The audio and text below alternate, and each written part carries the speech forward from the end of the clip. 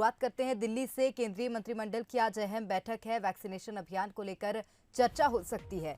Corona से मौत पर मुआवजे को लेकर बड़ा फैसला संभव है, तो वैक्सीनेशन अभियान को लेकर चर्चा हो सकती है। केंद्रीय मंत्रिमंडल की आज अहम बैठक है, तो कोरोना से मौत पर भी मुआवजे को लेकर बड़ा फैसला संभव है। तो कोरोना से मौत पर परिवार को मुआवजा देने को लेकर अटकलें हैं। फिलहाल हो सकता है इस बैठक में चर्चा हो। वैक्सीनेशन अभियान को लेकर भी बैठक में चर्चा हो सकती है।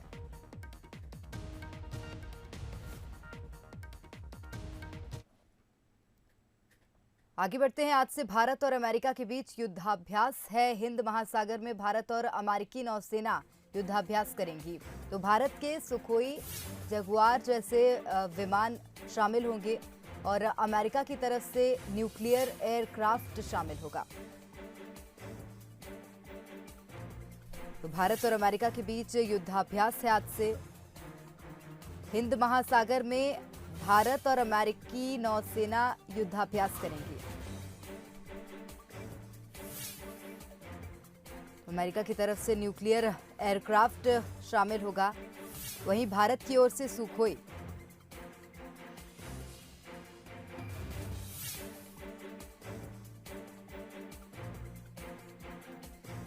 तो देश समय समय पर युद्धाभ्यास करते रहते हैं आपस में, और अमेरिका और भारत के बीच युद्धाभ्यास है जो कि हिंद महासागर यानी इंडियन ओशन में होगा।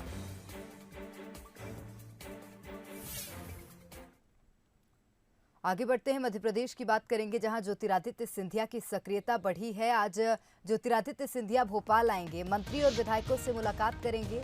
सहकारिता मंत्री अरविंद भदौरिया के घर डिनर करेंगे।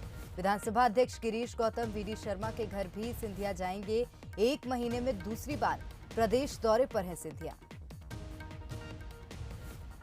तो ज्योतिरादित्य सिंधिया की मध्य प्रदेश में सक्रियता बढ़ी है और आज सिंधिया भोपाल आएंगे।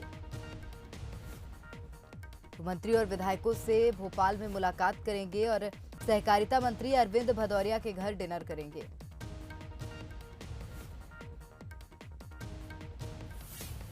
तो आपको बता दें, बीते कुछ दिनों से ज्योतिरादित्य सिंधिया मध्य प्रदेश में ही हैं।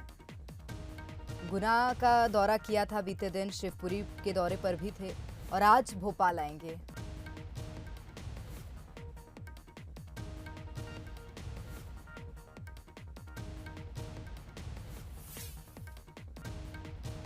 तो ज्योतिरादित्य सिंधिया सहकारिता मंत्री अरविंद भदौरिया के घर आज डिनर भी करेंगे। 1 महीने में दूसरी बार मध्य प्रदेश के दौरे पर हैं। राज्यसभा सांसद ज्योतिरादित्य सिंधिया की सुरक्षा में चूक से सबक लेते हुए गुना दौरे के दौरान उन्हें जेड सिक्योरिटी दी गई। उनकी सिक्योरिटी में 200 जवानों का अतिरिक्त बल लगाया गया।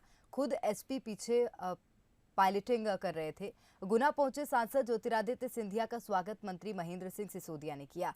यहां वो समाज सेवी सुनील अग्रवाल के घर पहुंचे। कोरोना काल में सुनील अग्रवाल के 2 भाइयों के गुजर जाने पर शोक संवेदनाएं व्यक्त की। इस दौरान सांसद ज्योतिरादित्य सिंधिया कांग्रेस पर जमकर बरसे।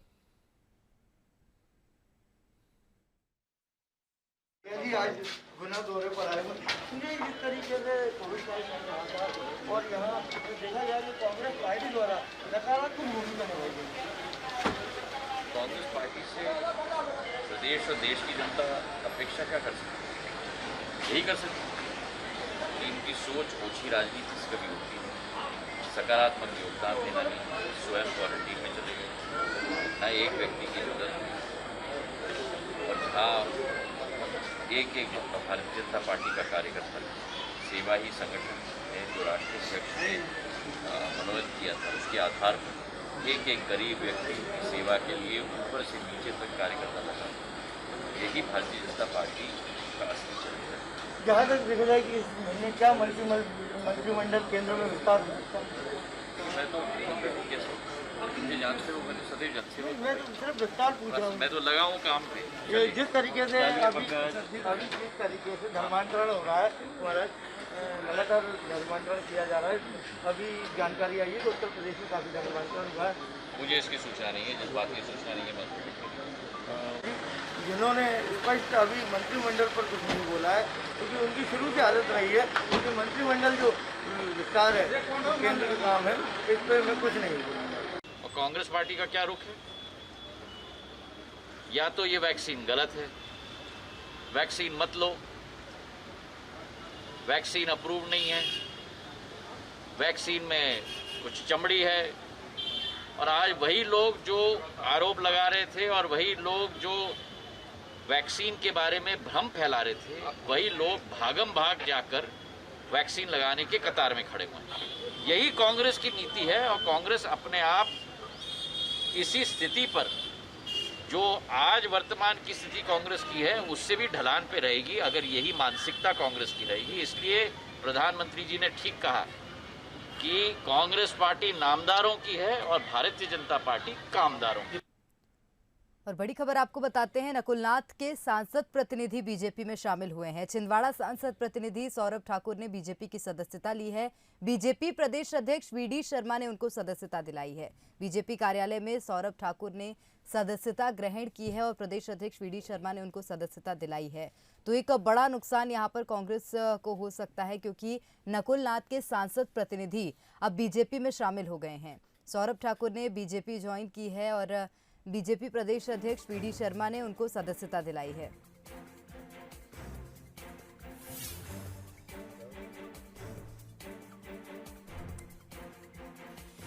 तो प्रदेश अध्यक्ष वीडी शर्मा ने सदस्यता दिलाई, सौरभ ठाकुर ने बीजेपी ज्वाइन की है।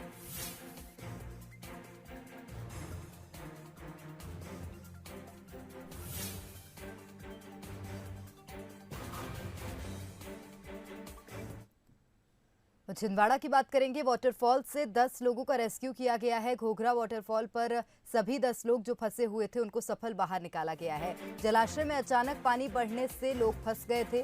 वाटरफॉल में करीब 10 लोग फंसे थे। अंधेरा और पानी का बहाव तेज होने से रेस्क्यू में दिक्कतें आ रही थी।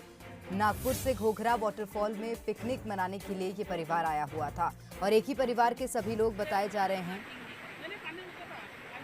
हालांकि सफल रेस्क्यू किया गया सभी का और बाहर निकाला गया सभी 10 लोगों को। तो जलाशय में अचानक पानी बढ़ने से ये लोग फंस गए थे।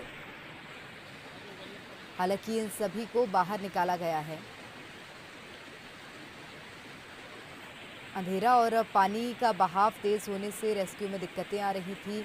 नागपुर से घोघरा वाटरफॉल में पिकनिक मनाने के लिए परिवार आया था।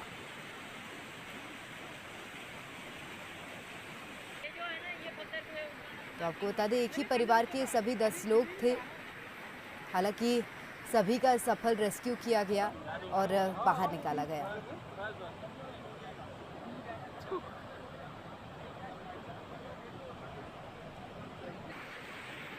तो अचानक से पानी का बहाव तेज हो गया। पानी बढ़ने से ये लोग वहां पर फंस गए थे। वाटरफॉल में करीब 10 लोग फंसे हुए थे। और दिल्ली से खबर है, मध्य प्रदेश के पूर्व सीएम कमलनाथ ने शरद पवार से चर्चा की है। करीब 1 घंटे तक पवार और कमलनाथ के बीच बातचीत हुई है। ताज़ा राजनीतिक हालातों और कई मुद्दों पर बातचीत हुई। शरद पवार की राजनीतिक दलों के नेताओं के साथ भी चर्चा हुई है। राजनीतिक दलों के नेताओं में कांग्रेस के नेता शामिल नहीं हुए थे। तो शरद पवार से पूर्व मुख्यमंत्री कमलनाथ ने चर्चा की है। करीब 1 घंटे तक पवार और कमलनाथ के बीच बातचीत हुई है। तो आपको बता दें, शरद पवार की राजनीतिक दलों के नेताओं के साथ चर्चा हुई थी, लेकिन उस चर्चा में कांग्रेस शामिल नहीं थी। जिसके बाद पूर्व सीएम कमलनाथ ने शरद पवार से अकेले में चर्चा की है। ताजा राजनीतिक हालातों और कई मुद्दों पर बात हुई है।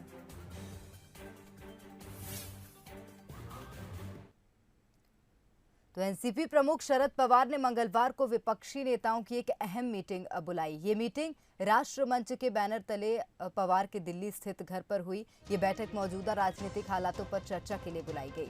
ऐसे में इस बात की संभावना भी जताई जा रही है कि मीटिंग में 2024 के लोकसभा चुनाव को लेकर भी चर्चा हुई है। इसे 2024 के लोकसभा चुनाव से पहले बीजेपी और प्रधानमंत्री नरेंद्र मोदी के खिलाफ एक साझा मंच बनाने की कोशिश भी माना जा रहा है। हालांकि शरद पवार ने इसे किसी तीसरे मोर्चे की कवायद मानने से इनकार कर दिया।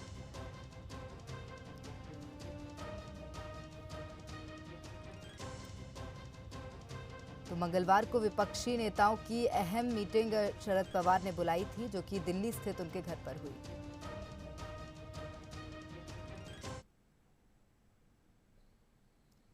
कोरोना वायरस का संकट अभी टला नहीं है, बल्कि कोरोना अब अपने नए रूप डेल्टा प्लस वेरिएंट के रूप में सामने आया है, जिसको लेकर स्वास्थ्य मंत्रालय भी अलर्ट मोड पर है। जिन 3 राज्यों महाराष्ट्र, केरल और मध्य प्रदेश में डेल्टा प्लस के केस मिले हैं, उन्हें मंत्रालय ने चिट्ठी लिखी है। वहीं बता दें कि भारत में अब तक डेल्टा प्लस वेरिएंट के 22 मरीजों की पुष्टि हो चुकी है, जिसमें 21 मामले महाराष्ट्र से, 1 मामला मध्य प्रदेश के भोपाल से, तो केरल से भी डेल्टा प्लस के मरीज सामने आए हैं।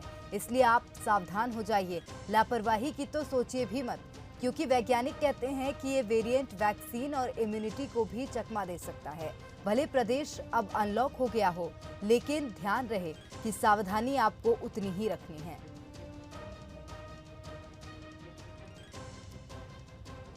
तो आइए आपको बताते हैं कि क्या है delta plus variant. Delta plus variant के रूप में हुए बदलाव से डेल्टा प्लस वेरिएंट बना है। डेल्टा वेरिएंट से भी भयंकर है ये, तो कोरोना की तीसरी लहर का प्रमुख कारण भी बन सकता है डेल्टा प्लस वेरिएंट।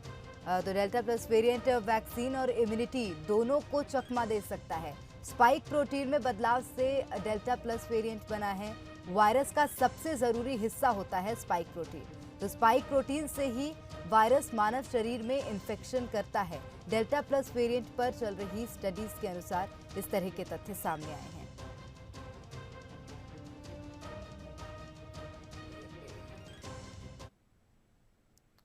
और भोपाल से एक राहत भरी खबर मिल रही है। साल भर में कोरोना संक्रमण का सबसे छोटा आंकड़ा सामने आया है। भोपाल में 24 घंटे में सिर्फ 13 संक्रमित मिले हैं। मध्य प्रदेश में भी कोरोना का ग्राफ कम हुआ है, तो 31 जिलों में कोरोना का एक भी केस नहीं मिला। 24 घंटे में कोरोना के 65 केस सामने आए हैं। 20 की मौत हुई। प्रदेश में सिर्फ 2 जिलों में 10 से ज्यादा केस हैं। इंदौर में 15 और भोपाल में 13 मरीज मिले हैं। जबलपुर में 5 केस सामने आए। प्रदेश में कोरोना के 1707 एक्टिव केस हैं।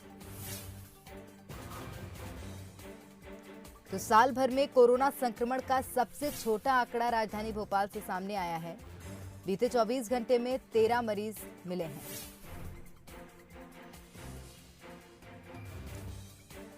तो 31 जिलों में कोरोना का एक भी केस नहीं मिला। 24 घंटे में कोरोना के 65 केस सामने आए। 20 की मौत हुई।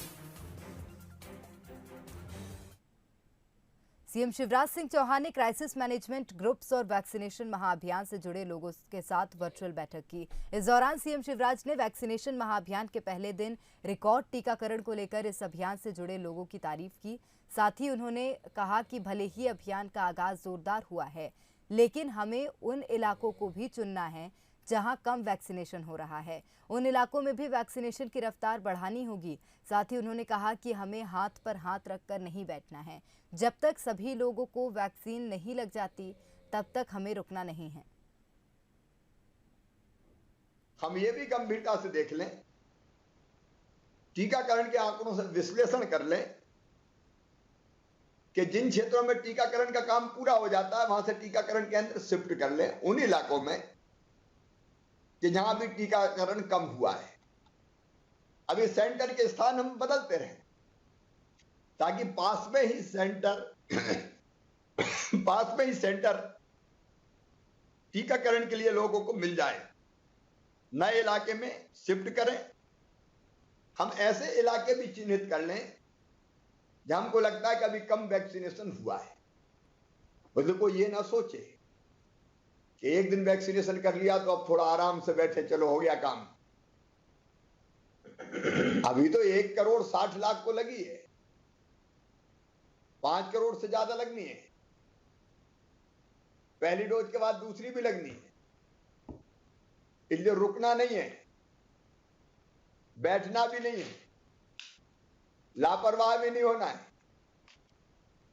आज तो मंगलवार का था, तो वैक्सीनेशन का दिन कोविड का नहीं था, क्योंकि बाकी वैक्सीन लगती है, बाकी टीका लगता है बच्चों को।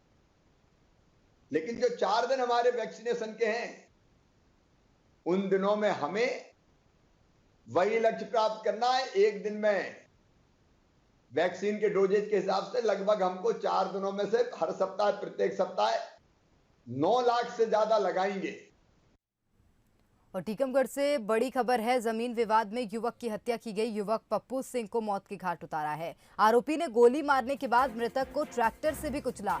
आरोपी हीरा पायक रिटायर्ड आरक्षक ने गोली मारकर हत्या की है।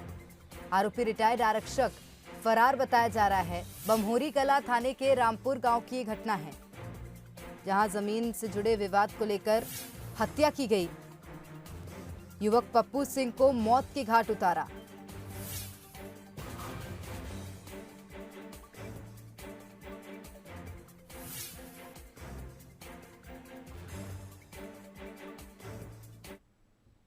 और चलिए ग्वालियर की बात कर लेते हैं। मानवीय संवेदनाएं शर्मसार हुई हैं। मानवीय संवेदनाओं को झकझोर देने वाला वीडियो वायरल हुआ है। डॉगी की बेरहमी से डंडे से पिटाई की गई और पीट कर उसे मौत के घाट उतारा।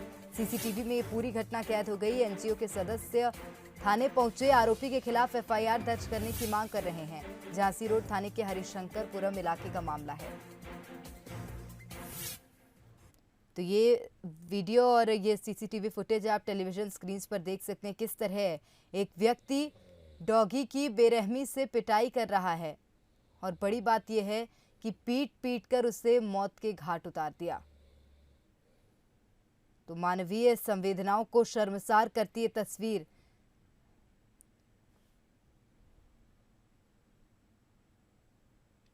और भोपाल की ओर रुख करेंगे। राजधानी में बदमाशों के हौसले बुलंद हैं। बीच सड़क पर खड़ी कार में तोड़फोड़ की। बाइक सवार 2 बदमाशों ने तोड़फोड़ की है। सीसीटीवी में बदमाश कैद हुए हैं, जिनकी तलाश जारी है। ईदगाह हिल्स इलाके की घटना है। तो बीच सड़क पर खड़ी कार में बदमाशों ने तोड़फोड़ की है। बाइक सवार 2 बदमाशों ने तोड़फोड़ की। सीसीटीवी में कैद हुए हैं, जिनकी तलाश भी जारी है।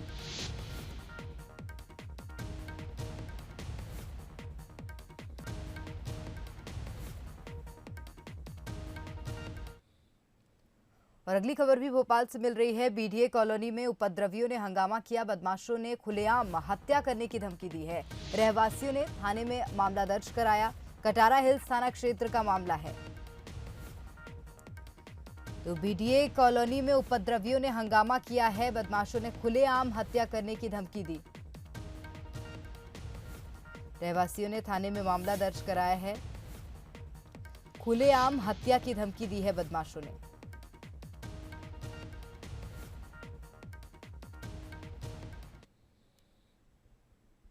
मुरैना के दोनसा गांव से चौंकाने वाली खबर सामने आई। दरअसल यहां राष्ट्रीय पक्षी मोर की मौत होने का मामला सामने आया है। और ये मुद्दा और भी गंभीर तब हो गया जब ये तादाद 1 या 2 नहीं बल्कि 42 हो। देखिए हमारी एक खास रिपोर्ट।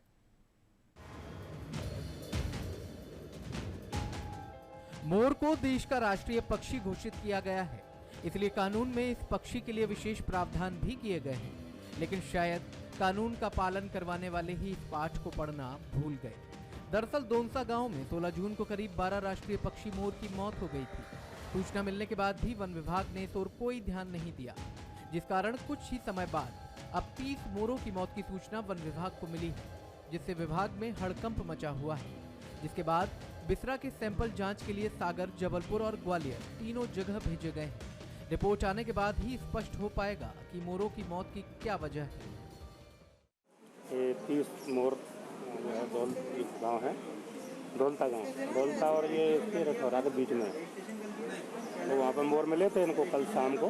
तो रात हुई थी, तो कल पोस्टमार्टम भी हुआ। अभी सुबह इसका पोस्टमार्टम हुआ है और क्लियर कट मतलब सस्पेक्टेड। अभी पॉइजनिंग अपन क्लियर कट इसलिए नहीं बोलते, उसका लैब की रिपोर्ट में लगे सस्पेक्टेड पॉइजन ही है। इसने ये हरकत की है और करीब 4-5 दिन पहले भी 12 मोर इस प्रकार से ऐसे दाने मिले। आशंका ये भी है कि शिकार के उद्देश्य से राष्ट्रीय पक्षी मोरों को मारा गया है। जहां मोरों की मौत हुई है वहां खेत के पास जहरीले चावल और गेहूं के दाने मिले हैं। मामले को लेकर कुछ संदिग्ध लोगों को हिरासत में लिया गया है, जिनसे पूछताछ की जा रही है। हमको आशंका है कि ये जो है पॉइजनिंग का केस हो सकता है। पॉइजनिंग के लिए वहाँ पे हमको कुछ गेहूं चावल के दाने मिले हैं, जिसको हमने टेस्ट के लिए भेज दिए हैं। उसके रिपोर्ट आने के बाद और पोस्टमार्टम की रिपोर्ट आने के बाद उसका सत्यापन हो जाएगा कि ये सचमुच में पॉइजन का केस है।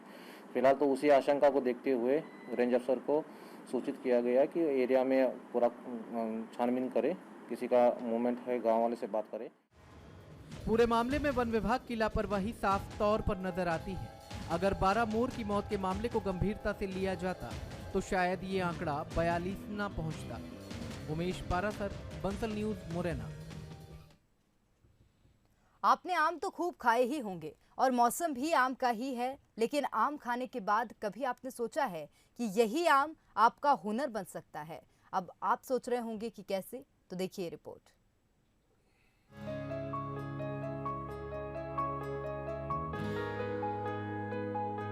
टेबल पर रखी हुई इन आकृतियों को जरा गौर से देखिए। छोटे छोटे से चेहरे, जिनमें कहीं शेर है तो कहीं इंसान।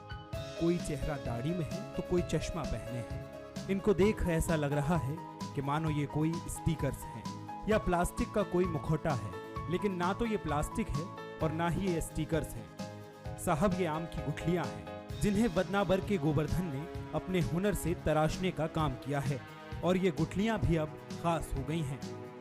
आम की गुठलियों में तो बहुत अच्छे बाल वगैरह रहते थे, जिसमें साधु संतों के चित्र ज़्यादा बन जाते, दाढ़ी वाला कोई हीरो वो हो। सभी के बनाए, पहले मैंने बनाया है, मकबूल फिदा हुसैन के बनाए, मोदी जी के भी बनाए, जो ले गए यहाँ से कितनी बार के। कला तो कुछ भी करा सकती है। गोवर्धन पेंटर पहले से ही थे, लेकिन एक दिन आम खाते हुए बची गुठलियों को देख उन्हें इस तरह की पेंटिंग करने का ये आइडिया आया। फिर क्या था, गोवर्धन ने हाथ आजमाया और देखते ही देखते अब वो एक्सपर्ट हो गए हैं, और अब वो लोगों के चेहरे चंद मिनट में हूबहू गुठलियों पर उकेर देते हैं। जो भी रचनात्मक कार्य करना चाहिए ज़्यादा से ज़्यादा, और सीधा सरल काम, और ऐसा काम करके अपना ऐसा काम करना चाहिए गांव में, नगर में, अपने समाज में, कि अपना अनुकरण करे। नवयुवक के हाँ भैया इनके जैसा मैं भी बनूं, ऐसा कार्य करना चाहिए जिसमें जनहित और उनको बच्चों को कुछ सीखना मिले। गोवर्धन पहले गुठलियों पर ब्लेड से शेप देते हैं, फिर कलर्स से गुठलियों पर रूप दिया जाता है, और इस तरह तैयार होती है एक पेंटिंग। गोवर्धन चाहते हैं कि उनका ये हुनर अब बच्चा बच्चा सीखे। कि आम की गुठली अच्छी धो के, फिर उसके रेशे कंगे वंगे से सर्फ से धो के अच्छी साफ करके उसको वाइट रंग आ जाता है। फिर उस पर अपने पेन वगैरह, ब्लैक पेन, आँखें वाँखें बना लो, आँखें नाक नथी जैसे जो भी आकृति दिखती है। लंबा अगर गुठली है तो लंबा कोई चेहरा वाला हीरो बन जाए, शक्ति कपूर जैसा। तो जैसी गुठली ऐसा भी है कि इतनी सी गुठली थी, उस पर शेर का बनाया मैंने, बब्बर शेर का। जरा सी गुठली पर वो उसमें आर्ट देखने का है।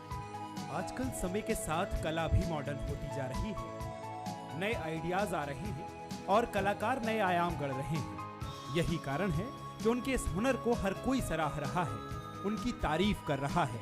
ये कला भी